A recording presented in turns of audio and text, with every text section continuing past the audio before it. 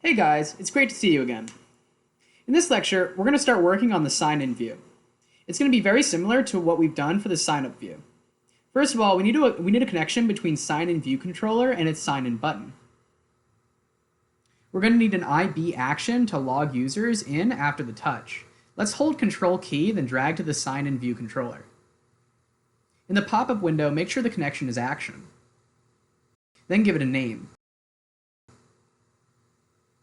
It's very similar to the sign-up view, so let's just copy over some common methods now. Let's copy the sign-up method over.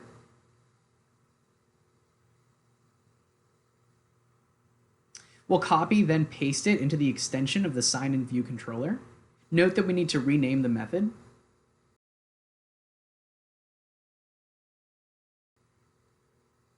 And import progress HUD to get rid of errors.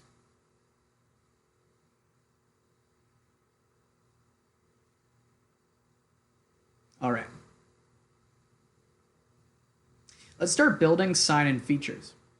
We'll focus on coding up the sign-in feature in the user API where we put all business logic of user. All right. Similar to the sign-up stuff, we're going to use tools from the auth class. There's one specifically for signing in with email and password. The email input is simply the text content of the email text field. This also applies to the password parameter.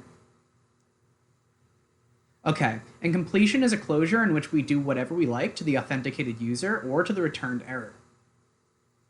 In particular, if the authentication failed, meaning something in the error object, for simplicity, let's just display an alert and return to ignore everything else in this method. If the error is nil, meaning the authentication process succeeded, we call on success block so that we can continue our authentication process, such as a success message, switch to a new view of the app, and so on. In our app, after a user successfully logged in, we'll switch views. We're going to switch to the tab bar view that contains all the main views, like inbox, users, and profile view controllers. All right. Let's delete the old stuff. Build the app to make sure everything is okay. Very good. Next step is to create the validate input for the sign-in. As usual, so let's copy the validate field method over in the signup extension. Okay, this is going to be an email and password here. All right, let's copy this method and paste it in the extension of sign-in view controller. We only need to validate email and password in the sign-in. All right, it's time to call all stuff we've created in the sign-in action. Similar to the signup. We first need to dismiss the keyboard, then call the validate fields method. If our cool validating feature works smoothly, we start calling the sign-in method. We need to import progress HUD to get rid of errors. Great.